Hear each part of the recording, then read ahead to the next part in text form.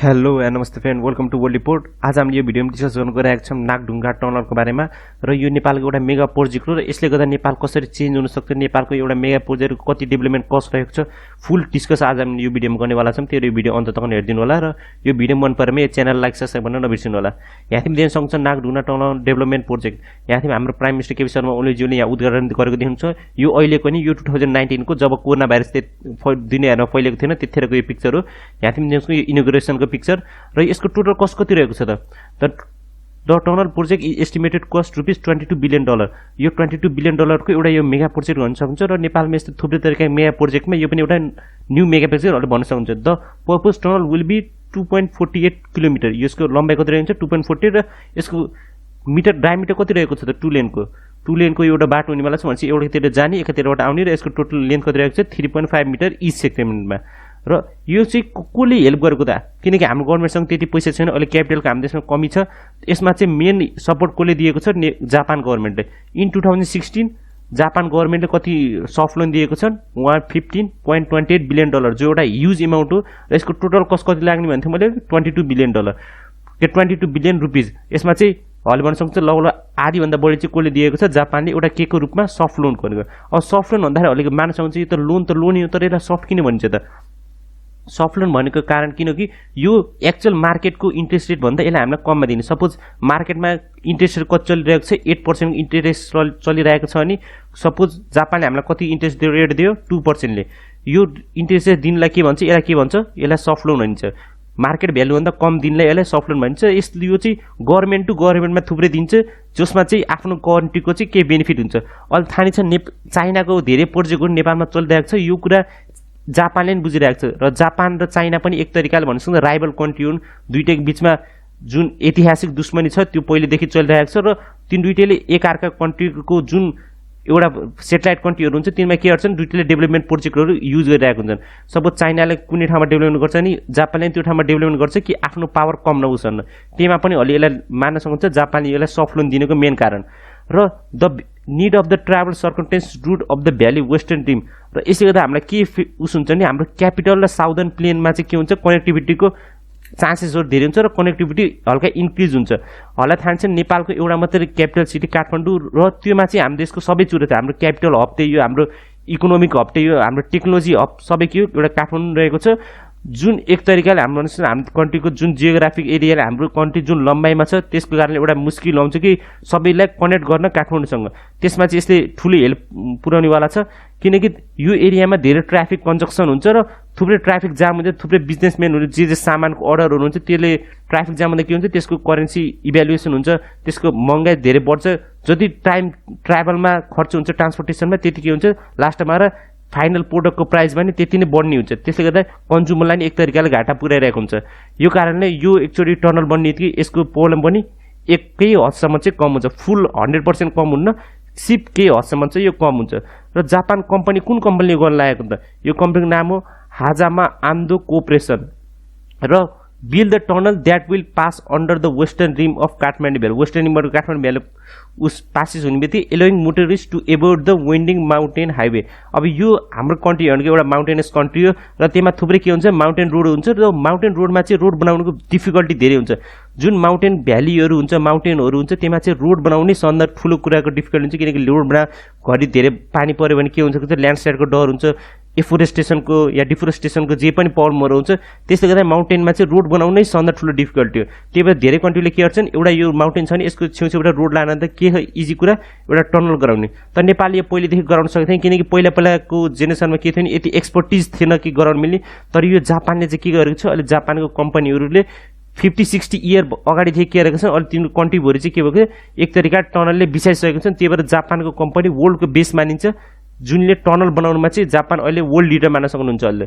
र the project will be overseen by ministry of physical infrastructure and transportation. यसको head कसले गरिरहेको छ, हाम्रै गभर्नमेन्ट अर्ग्यानले गरिरहेको छ। त्यसको नाम के हो, त्यसको ब्रान्चको नाम ministry of physical and infrastructure transportation. Is expected to complete within 3.5 year from the date of implementation. अब यो कार्य सुरु हुने भनेको 2020बाट हो, तर के भन्छ जब कोरोना को भाइरस वर्ल्डभरि फैलियो या वर्ल्डभरि एक तरिकाले भन्न सक्छ ऱ्यापिड रूपमा चाहिँ फैलिने कारण के भएको छ भने हाम्रो जुन नेपालमा आएर जुन साइन्टिस्ट या जुन इन्जिनियरहरूले के गर्नुपर्थ्यो त्यहाँ एक्सपेरिमेन्ट गर्नुपर्थ्यो त्यहाँदेखि माटो कतिको टनल खोज्दाखेरि कतिको डिफिकल्टीहरू आउँछ केही तरिकाले वाटर लिकेज त हुन्न भने जुन एक तरिका एक्सपेरिमेन्ट गर्ने थियो त्यो गर्ने एक तरिकाले टाइम लाग्यो जुन इन्जिनियर आउनु त्यो सब कहाँ अड्के जापानमा अड्के किनकि नर्मल फ्लाइट या कुनै पनि स्पेसल फ्लाइटहरू के भएको थियो एक समयको लागि बन्द भएको थियो तर यो कुरा अहिले बन्द खुलिसकेको छ र इन्जिनियरहरू के गरिसक्यो यहाँ ठाउँमा आइसकेको छन् अब 2020मा र यो काम अहिले सुरु हुन लागिसकेको छ र सुरु हुन अहिले लागेको छ नि यो 2023 तिर अहिले कम्प्लिट हुन्छ अनि अहिले एक तरिकाले मान्न सक्नुहुन्छ र यो चाहिँ एक तरिकाले फुल्ली डेभलप यो टनल मात्रै गराउने नि यसमा अहिले भन्न सक्नुहुन्छ एलइडी लाइटहरू हुन्छ मेकानिकल भेन्टिलेसनहरू हुन्छ evacuation tunnel door and emergency telephone service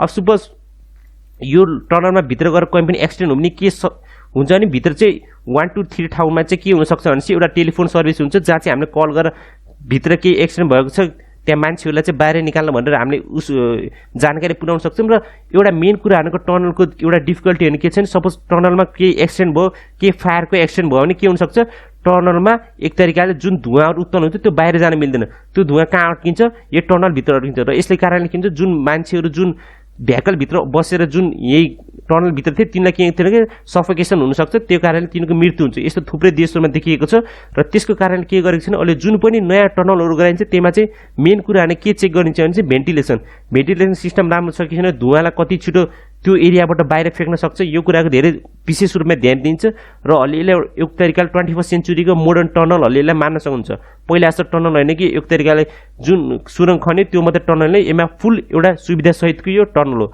र यसको चाहिँ अहिले जुन जग्गाको किन्ने कारोबार थियो जुन जग्गा कित्ताको जुन एउटा गभर्मेन्टले पर्चेस गर्थ्यो त्यो अहिले पर्चेस भइसकेको छ as update the project has been distributed around 4.5 billion in land composition in Kathmandu and Darjeeling अब ल्यान्डमा हाम्रो देशमा थाहा नै छ जे पनि प्रोजेक्ट हुने बित्तिकै के हुन्छ भने त्यो ल्यान्डको भ्यालु अपने आप के हुन्छ माथि हाई हुन्छ अब यसको मेन कारण थुप्रै रहेको छन् तर त्यसले गर्दा के हुन्छ जुन हाम्रो $22 बिलियन को बजेट थियो त्यसमा के भइसकेको छ 4.5 बिलियन रुपियाँ चाहिँ के भइसकेको छ एक तरिकाले इन्भेस्ट या एक तरिकाले युज भइसकेको छ र यो एउटा ल्यान्डको एउटाले भन्न सक्छ यसले गर्दा चाहिँ के हुन्छ नि हाम्रो गभर्मेन्ट प्रोजेक्ट जहिले पनि डिलेमा पुग्छ अब यो कुरा चाहिँ चाइनासँग हुँदैन किनकि चाइना एउटा कम्युनिस्ट कन्ट्री र चाइनाको कुनै पनि मान्छेले जमिनलाई ओन गर्दैन सपोज चाइनामा जानुहुन्छ चाइनामाहरूले के घर बनाउँछ नि त्यो घर मात्रै हजुरको त्यो जमिन कसको हुन्छ जहिले पनि चाइनिज गभर्मेन्ट हुन्छ र चाइनाको गभर्मेन्ट जहिले चाहे के गर्न सक्छ त्यो हजुर घरलाई डिस्ट्रोय गर्न सक्छ किनकि त्यो जमिन चाहिँ कसलाई बिलोङ हुन्छ चाइनिज गभर्मेन्टलाई त्यो कुरा चाहिँ नेपालमा लागू हुन्न तर त्यो एक तरिकाले लागू नभएको ठिक कुरा नि हो किनकि यदि हामीले सबै पावर कसलाई दिन्छौँ गभर्मेन्टलाई दिन्छौँ भने गभर्मेन्टमा त कुनै पनि भगवान त आएर बसेर त्यहाँ चलाउने होइन त्यहाँ पनि को जाने हो मान्छे चाहिँ गरेर चलाउने हो यदि कुनै पनि मान्छेलाई हामीले त्यति पावर दिन्छौँ कि त्यसले सबै कुरा कन्ट्रोल गर्छ भने चाहिँ अपने आप के हुनसक्छ त्यो मान्छेमा एक तरिकाले अमर हुने या केही त्यो एक तरिका इन्सेक्युरिटी के आउँछ कि आफूले जे पनि गर्न सकिन्छ भन्ने तिनीमा के हुन्छ सोच बढ्दै जान्छ र त्यसले गर्दा के हुन्छ थुप्रै क्राइम हुन्छ जुन पनि देशमा जुन पनि डिक्टेटरसिपहरू आएको छन् यसको मेन कारण के रहेको छ कि इनोर्मस पावर दिइन्छ गभर्मेन्टलाई अब यो एक तरिकाले राम्रो पनि भन्न सक्छ तर यसले गर्दा हाम्रो गभर्मेन्टको मेन बजेटहरू के छ सबै केमा खर्च हुन्छ धेरै ल्यान्ड एक्विजिसनमा के हुन्छ धेरै खर्च हुन्छ र वान्स अब यो एकचोटि बिल्ड हुने बित्तिकै के हुनसक्छ भनेपछि यो एरियामा चाहिँ कति छ त्यो यसको मेन कारण बनाउनु के रहेको छ नि 19 हेयरपिन बेन्ड अब हेयरपिन बेन्ड भनेको के भन्छ सपोज यो रोड छ यहाँदेखि देख्न सक्नुहुन्छ कति तिखो मोडहरू छन् यसलाई के भन्छ एउटा हेयरपिन यस्तो हेर्दाखेरि यो देखिन्छ एउटा पिन जस्तो देखिन्छ जुन बालमा लाइन्छ हेयरपिन त्यस्तै पिन जस्तो देखिन्छ त्यही भएर यसलाई के भन्छ हेयरपिनहरू